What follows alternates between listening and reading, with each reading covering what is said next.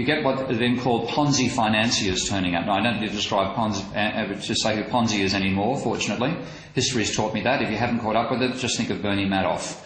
They're people whose cash flows are always less than their debt servicing costs.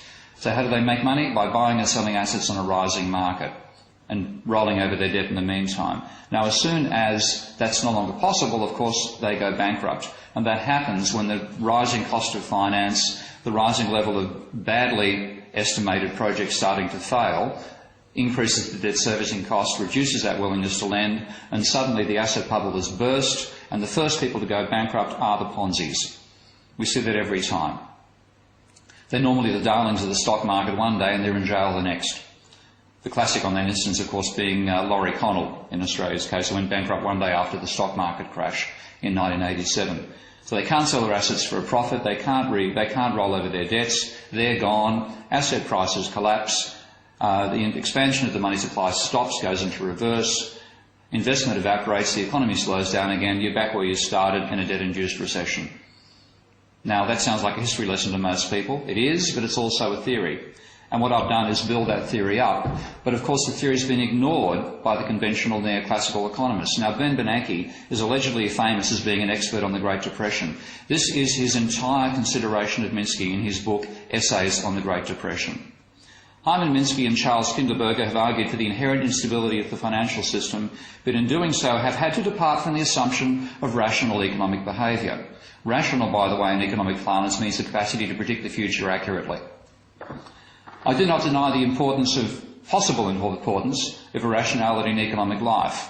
However, it seems that the best research strategy is to push the rationality postulate as far as it will go. Beginning and end of his consideration of Minsky. No wonder he didn't see the damn thing coming. And he's the guy trying to navigate us out of it too, by the way. Now, I've been building models of Minsky's financial instability hypothesis for some decades now, and the basic model that I built is built on a non-neoclassical theory of cyclical growth by an economist called Richard Goodwin, and it has two basic components, which I can express verbally, fortunately. The equations are there to intimidate the economists in the audience. Wages share of output will grow if wage rises exceed productivity. That's a statistical fact. The employment rate will rise if the rate of economic growth exceeds the sum of population growth and technical change. That's also a statistical fact. I add to that just two more items. First of all, that banks lend money to finance investment and speculation. Well, that's obvious. And secondly, the argument that speculation will rise as the rate of economic growth rises, which I think is a reasonable conjecture. Now, putting that together, I get a model which has the following dynamics. Firms will borrow money during a boom to finance both investment and speculation. They have to repay some of it during a slump. As a result, the debt level ratchets up over a series of cycles, and at a certain point, if you get too much debt, particularly speculative borrowing, you really are ratchet. Goodbye economy. For my way of thinking, the way you model speculative borrowing is you increase the level of debt, but you don't increase the productive capacity of the economy. When you're gambling on house prices and gambling on share prices, you're not building new houses and you're not building new factories. You don't increase the capacity to service the debt you've taken on to gamble about rising prices. And each one of them, each trade cycle will convince you got away with it, you could continue doing the same thing again, you could return to business as usual. And then one of them, unfortunately, involves slightly more debt and it's good night economy. Now, the reason that I came out making the public statements I did is I was seriously worried that we'd reached that point. I still think we have. I think we've managed to delay the day of reckoning by the level of government spending. We haven't addressed the actual cause, which is the level of debt. We've had the biggest government stimulus in history. Rudd did a very good job of quantifying just how large the stimulus was in his recent article in the Fairfax Press, which pointed out that over a 3-year period, the stimulus was equivalent to about 6% of global GDP every year. Now, just consider where our economy would be if we hadn't spent slightly more than the average on that front in the last year. So what the talk of recovery is recovery conditional upon an enormous government stimulus and a huge drop in interest rates, which is now being reversed.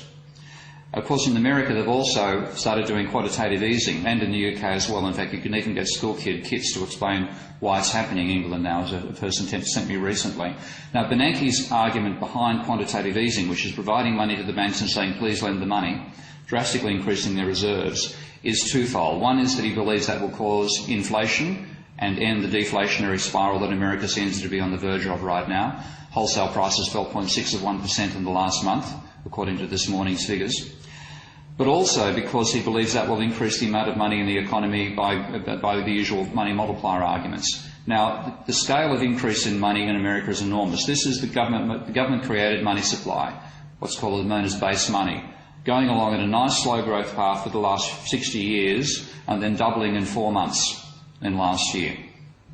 That was supposed to drastically increase the money supply in America, but it didn't happen because at the same time, what's called the broad money supply collapsed, and the ratio of the two also collapsed at the same time. In fact, now there's less M1 in the American system than there is M0. So the banks are not lending that money out. It's building up unlent in the reserves. Now, the problem is why? And again, neoclassical theory will not give you the right answer, because the theory talks about money being created by what they call the money multiplier argument. I'm sure anybody who's done an economics degree or suffered through HSC economics at some stage has heard that term, the money multiplier. And the idea is the government creates a certain amount of base money, tells the banks they've got to hang on to a certain percentage of that, they can lend out the rest, and through a lag process over time, you get much more credit money being created than government money. And the expectation of Bernanke and co was that $1 trillion of additional base money should cause an additional $9 or so trillion of credit money in the American economy. It hasn't happened. Well, the reason is simple. That's not how the money supply works. And interestingly enough, one decent piece of empirical work by some leading neoclassical authors about 10 or 15 years ago, Kydland and Prescott, Nobel Prize winners in 2004, and Prescott would rate as one of the most conservative economists you could ever hope not to meet.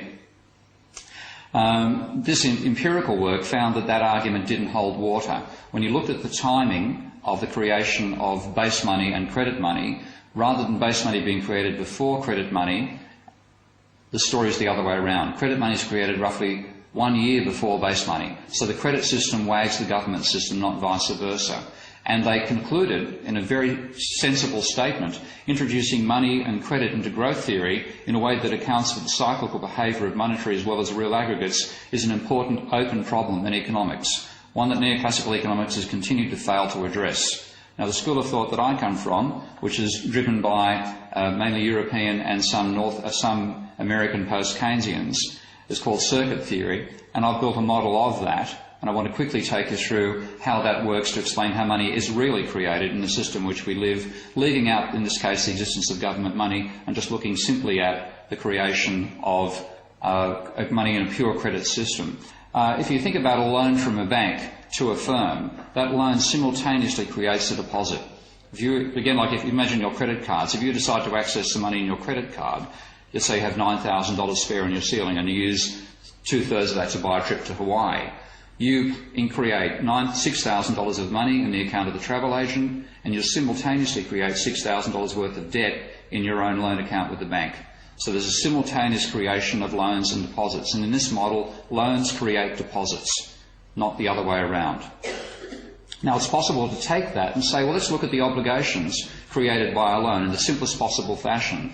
If you have a loan, the bank has the right to compound the amount of debt outstanding at the rate of interest. And if you have a deposit with the bank is required to pay you interest, of course at a lower rate, on your deposit funds. So there'll be a flow of money between your income account as a firm and the bank income account, and if you are paying exactly the amount of debt required as interest to the bank, your debt remains constant. So I'm modelling that with 3 accounts, a loan account, a deposit account and a bank account. The loan remains constant. Of course, money is pumped from the firm's account across to the bank's account. And of course, that's not the end of the story. So the simplest model I can show you is this one, which has 5 accounts in it now. And that flow I was talking about there is a flow of money from the bank to the firm and vice versa, the majority, of course, going from the firm to the bank. But once the firm has borrowed money from a bank, it'll use that to hire workers. So there's a flow from the firm's account to the worker's account. Once the workers have money in their accounts, there'll be a flow of money paying them interest from the banks to the workers. And then finally, you'll have workers and bankers paying money to buy the goods being produced by the capitalist firms. Now that describes a self-sustaining economy which can go on indefinitely at a constant level of output, everybody making incomes, positive incomes for the workers, capitalists and bankers. It's a sustainable system. Of course, we have an expanding one, and the way that it expands is just like that credit card example I gave you a moment ago. If you go and access the capacity you have in your headroom of your credit card to borrow, to create more, to buy something, you create money and debt at the same time. So both money and debt grow at the same point. It's quite a simple process. Then, of course, you can repay that debt, which is a transfer from the liability side to the asset side of the banking system, and the banks can lend, which is a transfer from their asset side to the liability side. I can then model, with that system, what happens if you decide, if you have a crisis where suddenly those rates of flow change. The banks create money less rapidly, more loans are repaid more rapidly because people are trying to get out of debt, and the rate of turnover of current accounts slows down. If I put those together, I can then simulate the type of credit crisis we've been through, which is one part of what we've experienced in the last 2 years, not the entire story.